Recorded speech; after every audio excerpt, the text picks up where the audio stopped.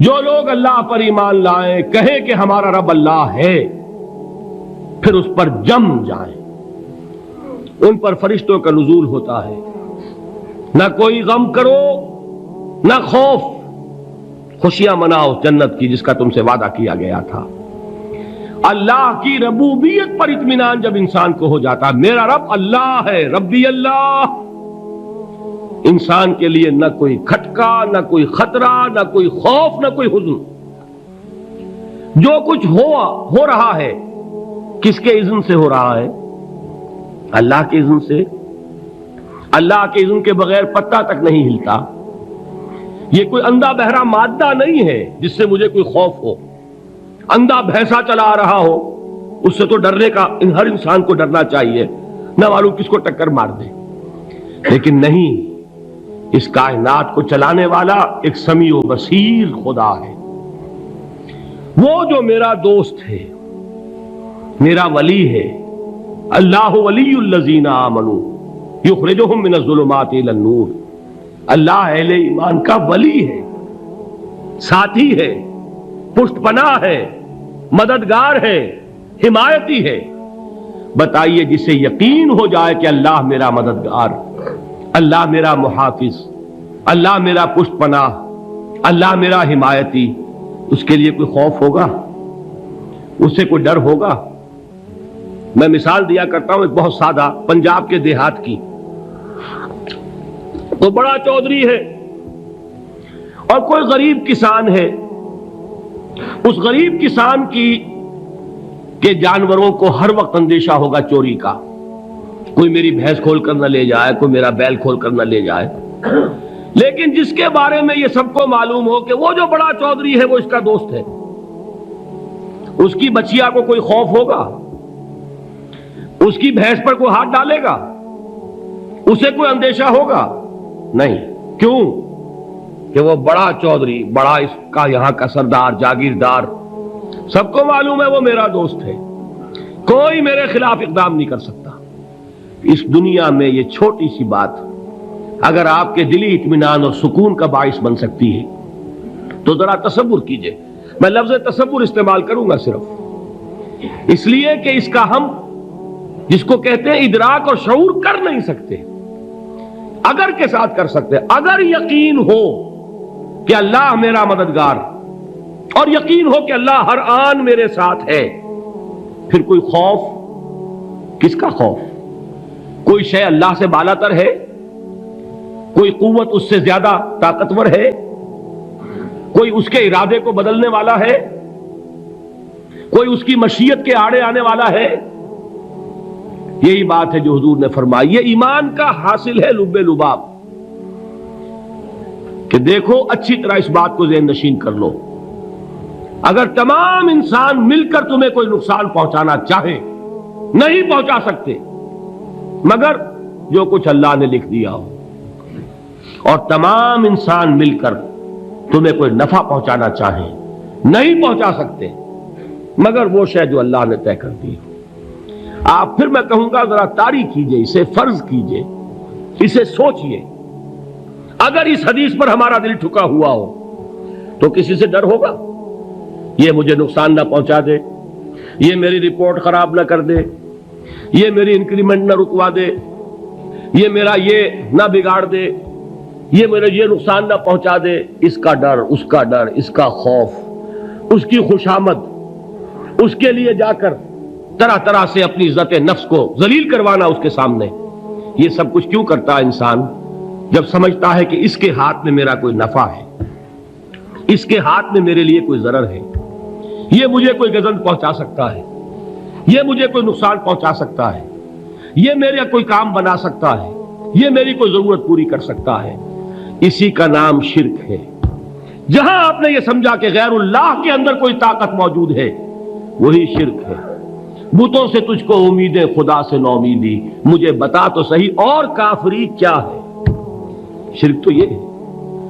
جس پر بھی تمہیں یہ خیال ہے، کلمہ ہے یہ کلمہ سوم، لا حول ولا قوت الا باللہ، ذرا اس پر دل کو کبھی اگر آپ تصور کریں، پھر فرض کریں، دل ٹھک جائے اس پر، کوئی طاقت نہیں۔ یہی بات تھی جو شیخ عبد القادر جیلانی رحمۃ اللہ علیہ نے اپنی وصیت میں اپنے بچے سے کہی. 11ویں دینے والے ہیں، لیکن حضرت شیخ عبد القادر جیلانی کی وصیت اور تعلیمات کو کتنے لوگ ہیں کہ جانتے ہو؟ یہ جن مقامات تک پہنچے ہیں وہ کس چیز کی بدولت پہنچے؟ انہوں نے جو پیغام دیا وہ کیا تھا؟ اے میرے بچے، جس طریقے سے قرآن مجید میں حضرت لقمان کی نصیحتیں جو ہے نقل کر دی گئی ہیں، میں یہ عرض کروں گا بالفرض اگر قرآن حضرت عبد القادر جیلانی کے بعد نازل ہوا ہوتا تو شیخ عبد القادر کی یہ نصیحتیں بھی قرآن میں درج ہوتی. اتنی اونچی نصیحتیں ہیں. اے میرے بچے، اس حقیقت کو ذہن نشین کر لے، لا فاعل فی الحقیقت ولا مؤثر الا اللہ. اس کائنات میں نہ کوئی فاعل حقیقی ہے نہ مؤثر حقیقی ہے سوائے اللہ کے. کسی شے میں کوئی تاثیر نہیں اگر اللہ نہ چاہے. آگ جلا نہیں سکتی اگر اللہ نہ چاہے. پانی ڈبو نہیں سکتا اگر اللہ نہ چاہے. زہر ہلاک نہیں کر سکتا اگر اللہ نہ چاہے.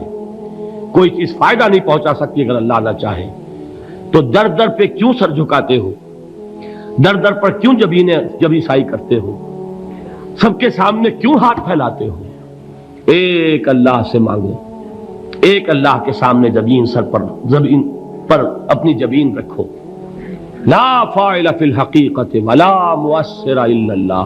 نظر آتا ہے ہمیں کہ پانی پیاس بجھا دیتا ہے.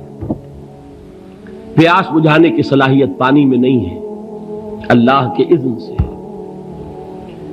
کھانا بھوک مٹا دیتا ہے، بھوک مٹانے کی صلاحیت کھانے میں نہیں ہے، اذن رب میں ہے. دیکھیے یہی یقین تھا. حضرت موسیٰ علیہ السلام کا واقعہ یاد کیجئے. سامنے سمندر آ گیا ہے، قوم دیکھتی ہے پیچھے کہ گرد و غبار کا طوفان ہے. معلوم ہوا کہ فرعون اپنے لشکر سمیت آ گیا ہے. لشکر جب چلتا تھا تیز رفتاری کے ساتھ تو گرد و غبار کا جو طوفان اٹھتا تھا اس کا تصور کیجیے. اور لمحہ بلمحہ وہ قریب آ رہا ہے.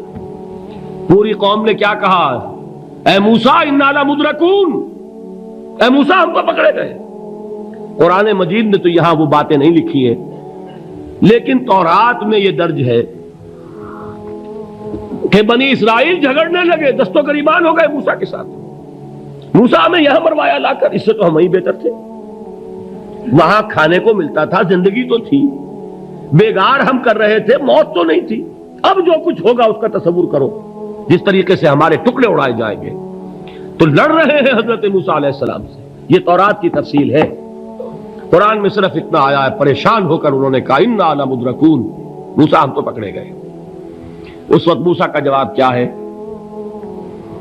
کلا ان معی ربی سیہدین. نہیں، میرے ساتھ میرا رب ہے، وہ راستہ دے گا.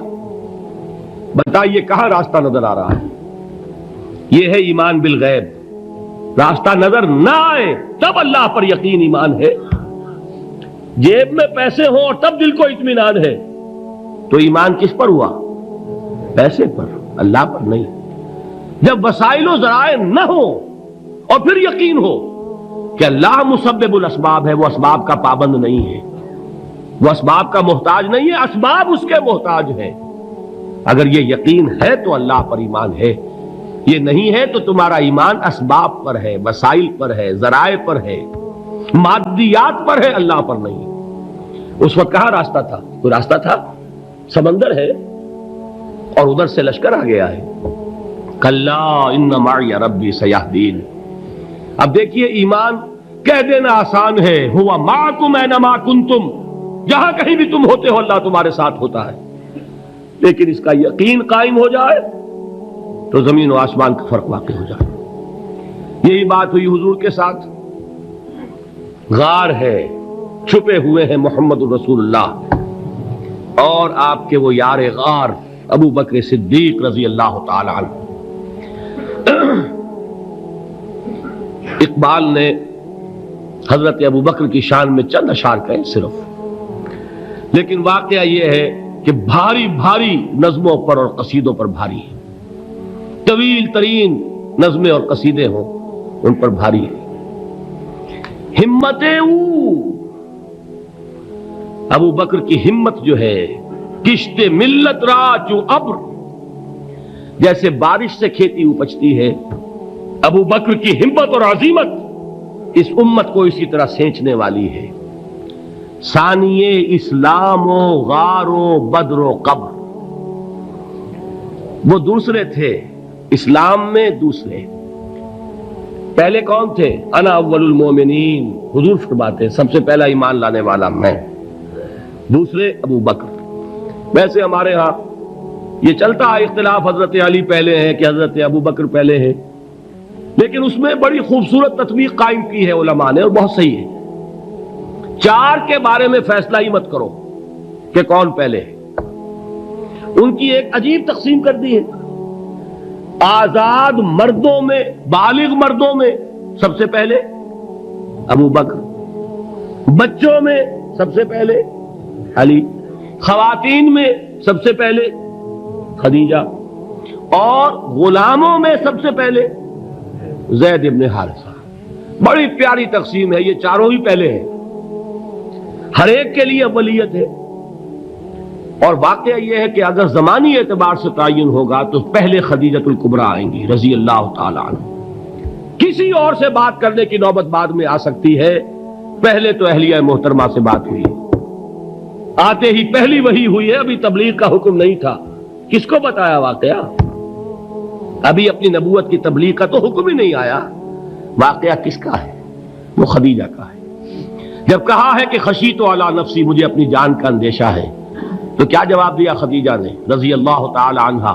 وہ صدیقۃ الکبریٰ ہے۔ صدیقات جو ہے خواتین، ان میں چوٹی پر خدیجۃ الکبریٰ ہے رضی اللہ تعالی عنہا، اور صدیق جو مرد ہیں ان میں صدیق اکبر ہے ابو بکر صدیق رضی اللہ تعالی عنہ، لیکن صدیقات میں چوٹی پر۔ جب حضور نے فرمایا خشیت علی نفسی، کیا فرمایا؟ کیا عرض کیا؟ کیسے تسلی دی؟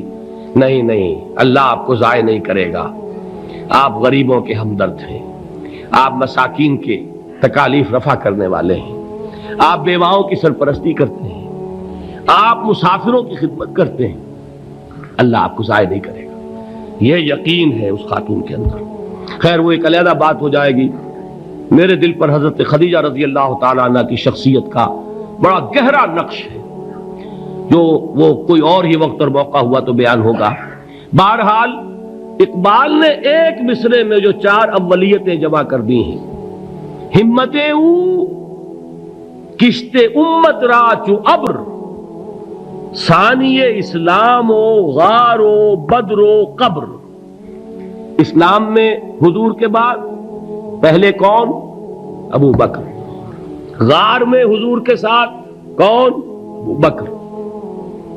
بدر کی رات اللہ کا رسول سربسجود، وہ جھاڑ، وہ گھاس پھوس کی جو جھوپڑی بنائی گئی تھی، اور وہاں تلوار ننگی لے کر پہرا دینے والا کون؟ ابو بکر۔ اور اس حجرہ عائشہ میں محمد کے بعد سب سے پہلے دفن ہونے والا کون؟ ابو بکر رضی اللہ تعالی عنہ وصلی اللہ علیہ وسلم۔ وہ جو معاملہ میں سنا رہا تھا غار ثور کا، حضرت ابو بکر بھی حضور کے خیال سے لرز گئے ہیں۔ آپ کو یاد ہوگا کہ جا کر پہلے تمام جتنے سوراخ تھے انہیں بند کیا ہے، ایک سوراخ رہ گیا تھا جس کو بند کرنے کے لیے کوئی کپڑا نہیں تھا، وہاں اپنی ایڑی رکھی ہے، تب کہا ہے حضور سے تشریف لائیے، اور اپنے زانو پر حضور کو لٹایا ہے، اور وہاں کسی موذی جانور نے کاٹا ہے، حضور کی آنکھ لگ گئی تھی، اس وقت اس بل کے اندر جو بھی بچھو ہے کیا ہے واللہ عالم، اس نے کاٹا ہے، اس کی تکلیف کی وجہ سے ابو بکر کی آنکھوں سے آنسو ٹپک گئے، حضور کے چہرے مبارک پر پڑے ہیں، تو حضور جاگے ہیں، معاملہ کیا ہے؟ ایڑی نہیں ہٹائی وہاں سے، مبادا وہ جانور وہاں سے نکل کر محمد الرسول اللہ کو کوئی گزن پہنچا دے، ابو بکر کی ایڑی ہے، جس طرح چاہے کھا لے، ختم کر دے، جان نکل جائے تب کوئی آنچ آئے محمد پر تو آئے، لیکن جیتے جی نہیں۔ وہ ہے ابو بکر حضور کے خیال سے۔ اس وقت حضور نے پھر اپنا لعاب دہن لگایا ہے، اور اس سے پھر آپ کی تکلیف ختم ہوئی۔ جیسے خیبر میں حضرت علی کی آنکھ دکھ رہی تھی، اس کو جو شفا حاصل ہوئی ہے وہ بھی حضور کے لعاب دہن سے ہوئی۔